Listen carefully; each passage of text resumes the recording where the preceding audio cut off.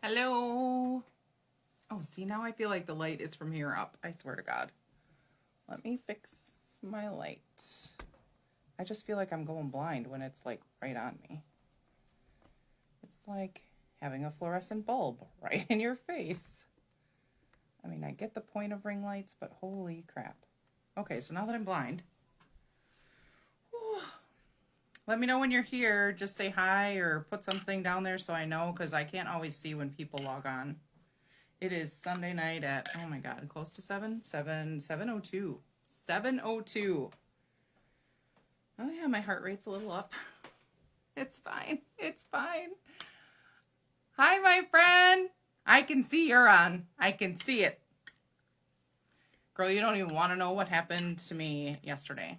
You don't. That's why I'm here. Because I speak my truth in this group. Maybe I'm crazy, but I do it anyways. So, my marriage is over. Oh my God, my heart is racing. Just trying to calm myself down, trying to talk myself through it. So there's such a thing as being in survival mode, and I was quickly reminded of that last night. Oh, shit. I'm gonna have to start tapping. So a really good friend of mine walked me through tapping last night after the whole situation played out. Because, hi Anne, because I was literally freaking out as if I had just been in some kind of horrible accident, because my blood pressure shot through the roof and I was shaking and it was terrible. And I was in my house, in my basement, while my husband was drunk upstairs, loud. Started as singing, loud music. It's slowly progressed to table banging, pounding his fist, which is what I can imagine, on the table, to screaming, I don't fucking care. And I sat like I'm sitting right now, freaking out. My body's response comes from my very first husband and the trauma. Okay, I'm not gonna make it through today, guys, without crying. That man caused me so much trauma that my body still responds in the same way, whether I'm literally going to die or not.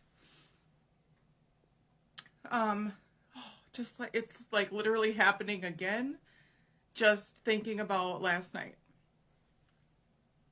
And I can't apologize because, like, legit, this is my life. So, it was Our Lady of Guadalupe Day yesterday. Oh, sorry, I'm trying to calm down, man. I am in no way, shape, or form, like, in having any kind of emergency. My body thinks it is. So, anyways, it was Our Lady of Guadalupe Day, and he bought flowers for the Our Lady of Guadalupe. He does it every year, December 12th. He buys her flowers. And he lights a candle, and the candle stays lit until it burns out. I've gone through this with him for years, so this is just what he does. I don't know if that's what every Mexican does or not, but that's what he does. And he started drinking by 6:30. And right now I can hear him in our bedroom, right above me. Anyways, I don't know what time it was. It was 10 o'clock. I think it was before 10 that the music started, but it was about 10 o'clock when the drama with the music started. And I was watching TV down here because I'm not sleeping in our bed anymore, because the drinking is a deal breaker for me. I'm telling you guys, choosing yourself is super fucking hard. Living through trauma and trying to force your brain to recognize that that's not normal is hard. And I literally bare my heart and soul to you in this group, sitting here in front of a ring light and a camera, because like I told you before, I wish somebody would have helped me through it. I don't know if this helps you or not. I just sit here and cry my eyes out and tell you my life story because I want you to know that if it's happening to you, you're not alone. And it sucks.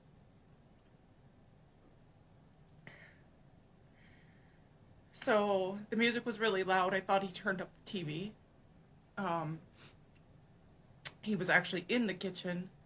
Oh my God, my heart is just racing. Ugh, stupid body. He was in the kitchen listening to music on his phone. And then I heard the singing, and I had the TV paused because my body was already, like, kicking into its fight or flight mode. And then I started messaging a friend who I hoped to God was still awake because it was after 10 o'clock, and I just really needed an outlet. I needed to vent.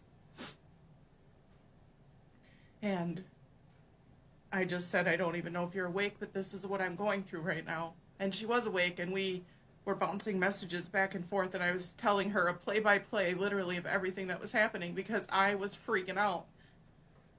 He's never been violent. I want to make that clear. Miguel is not a violent man, but my first husband was. Ooh. He was so violent and abusive. And my body responds in the same way. It doesn't matter. I don't ever want to have to do this again. This is where I'm at in life. I'm like trembling. Just talking about it.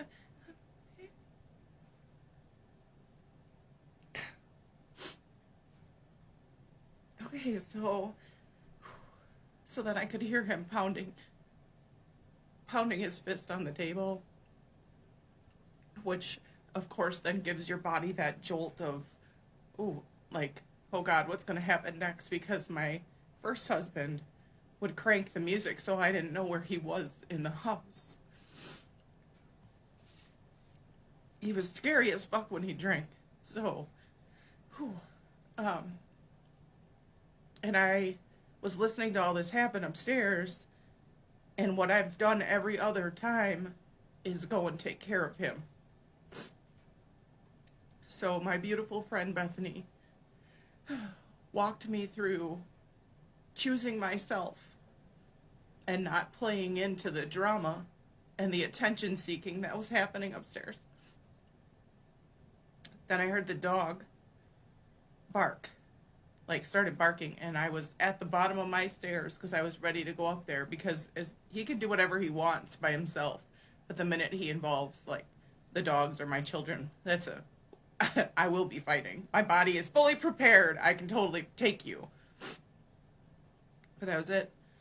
He told the dog to go away or whatever, and he went to bed, and I was like, my heart rate actually went up higher after he went to bed because then it was like my body was trying to calm down, but it had pumped so much adrenaline. And then I learned tapping. She made me tap like on my forehead and then over here and then under here and then on my heart. Like it was like a quick fast. I had to tap my way through it so I could calm down so I could actually sleep last night. So that was last night. I shouldn't laugh, but it just seems like so overwhelming when your body is doing what your mind is like, what the hell's going on? Like my mind was totally fine. I knew I was safe, but my body was already in full on, like we're going to escape or we're going to fight our way out. So I woke up exhausted. I had a conversation with my husband and he said one word. All he said was, yeah. The first thing I said to him was, your drinking is ruining our marriage. Because I knew today was the day that there's no going back for me. I can't. That's a full sentence. That's a full statement. I can't. So I told him that it's a deal breaker for me and I don't want that in my life, that I love him, but I love myself more. And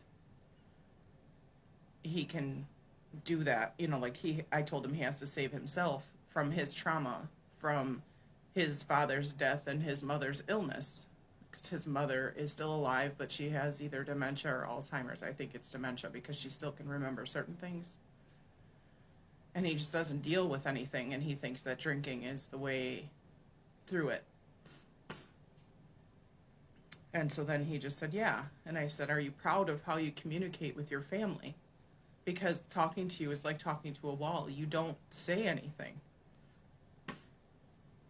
And I said a whole bunch of other stuff. And I basically told him that I didn't plan this life for myself when I remarried him. And that I would file for a divorce again because I want better for myself and for my boys. And I know my boys heard all of it. I took my...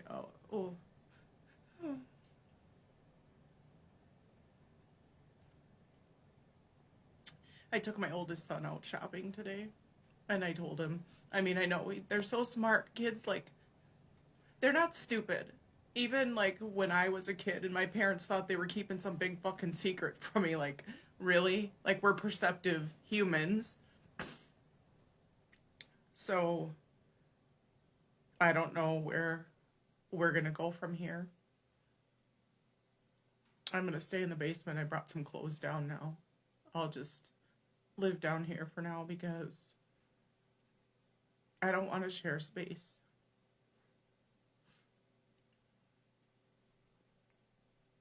It really sucks. Not just because I've already gone through this one other fucking time with him, but it sucks in general. And this isn't really what I had planned for my life today. But life happens, and again, this is my group, and I come here and I say what I need to say. And I'm still choosing myself, damn it. Tomorrow is my 2 months of choosing myself. 2 months?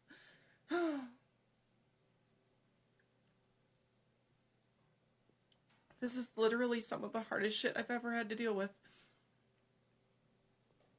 Like, I lived through so much crap, and I have to accept the fact that on some level this is a choice because he is not in the relationship by himself.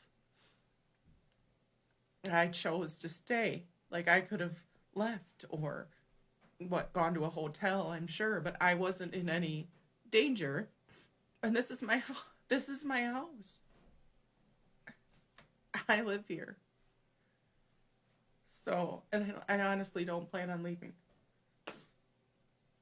I mean, if it comes to that, that's what it comes to. But right now,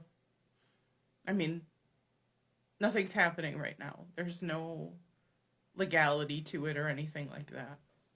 We'll see where it goes. But I don't have a lot of faith that things will change because I've been here with him before. And I told him that today. Like, this was part of the reason that our marriage broke down the first time. Communication and drinking as well. Those are the two reasons.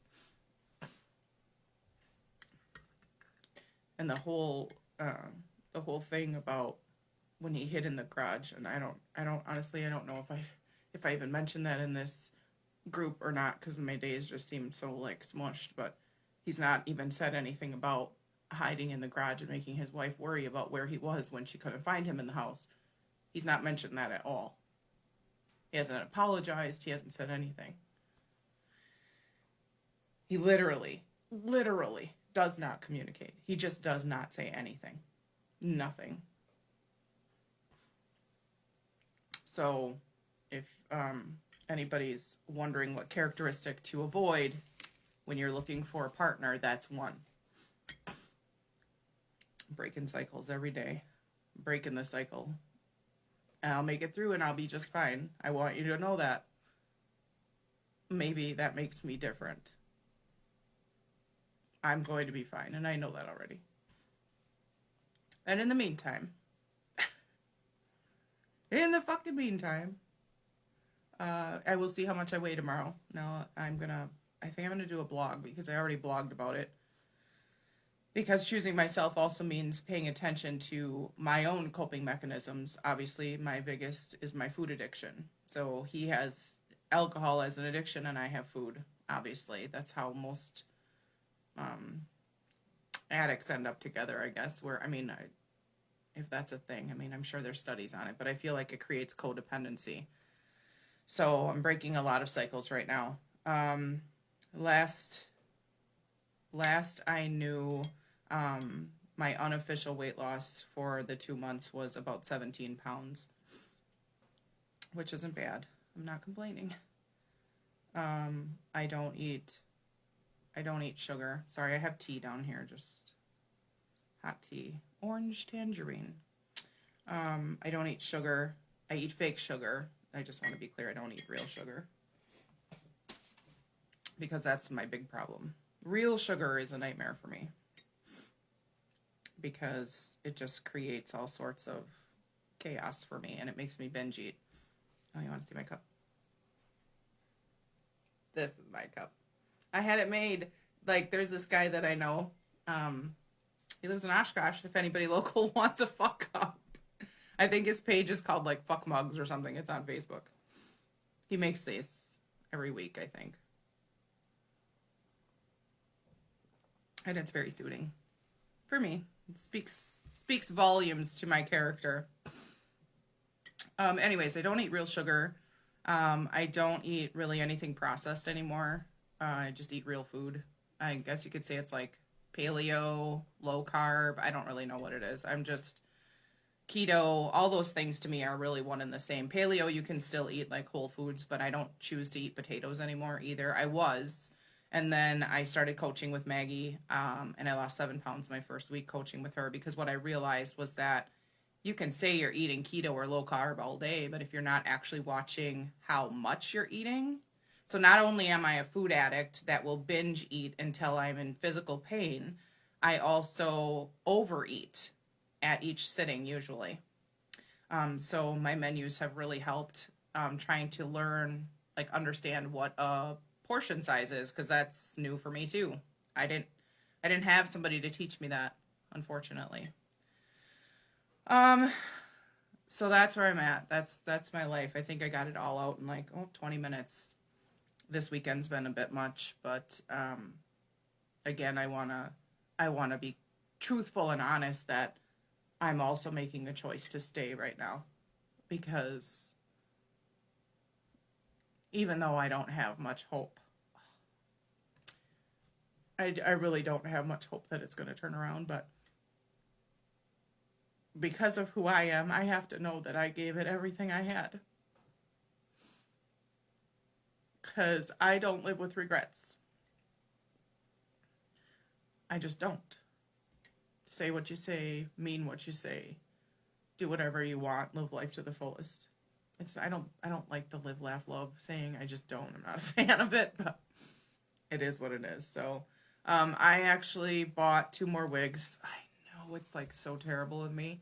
But they were on clearance. I can't send them back, so if I don't like them, I'm screwed, I guess. My really long one that I wore, that I tried on, I think. I don't know if I did it during a live. I don't know. I'm live in here all the time. My really super long one, Riley, I actually have her for sale right now. I tried to wear her, and I am not a long hair girl. I realized that right away. The long hair, the back of the neck, it's getting stuck on stuff. It's pulling. It's got all ratty. And I'm like, oh, this is why I haven't had long hair in, oh my God, how many years now? 6 years. It was 6 years ago that I cut it off. I think. So wait, no, maybe 5 years ago I cut it off. And this is my growth so far. Yeah, I'm all right with it. But anyways, one of them's blonde, because I know how you guys like to see me in blonde hair. They're both Renee of Paris. It just happens to be that I'm a Renee of Paris person, I guess. I'm trying to see if this is the blonde one. They're both really short, too. This is Vicky. I'll let you see her. Oh shit, she's like, okay. She's inside out. So this is actually the wig cap, but this is her hair color. And I think they have her, yeah, they have her bobby pinned into the box. I don't know why they do that. But, oh, no, she's not free yet. Yeah, so I don't have a choice with these. I have to sell them on my own because I can't return them if I don't like them. So they're both like, okay. She looks a little, maybe not gonna look good on me. Oh dear. But she's got enough hair in the back. Like this is the bottom of the wig cap. Like right here. So there's enough hair so if she like slides up a little bit. She actually is very thin, which, I mean, I don't know. You can't really see. That's the wig cap right there. There is no, oh yeah, there's a little permatease. Just a little bit. I know it's so hard to see on camera, but it's like super fuzzy little tiny hairs underneath. That's called permatease, and it helps give volume and lift to the wigs if you need that.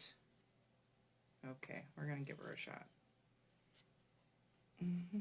Because I don't care. Oh, hi. How are you doing? Oh my God. I don't even know what she's supposed to look like because she's an old older wig, which is why they were on clearance, because they're like closeouts. I cannot tell what she wants to do here. My hairdresser is gonna shit when I show up with all my wigs. Like, I'm only had 4 when we started, but okay, all right. I mean, I don't like this. What now that I have it on, I don't like that at all. It's very oh shit. It's very 80s. Yeah, I probably won't be keeping this one either. She's like all foof. So all the permatease for her is like right here. I don't know what you would be doing. Like there's no easy way to put her hair. She'd be okay if I could cut that back off. This extra 80. Look. I just want you to see. Look at this. I was excited about it for a hot 2 seconds. It looks like a mullet. No, this is not happening. Oh my God, I hope the other one's not like that. Okay, well, I guess we'll find out.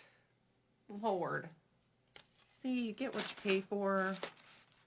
I mean, at some point, she was probably like all the rave in the 80s. The other one I actually know they still sell, but they don't sell in the color that I bought it in.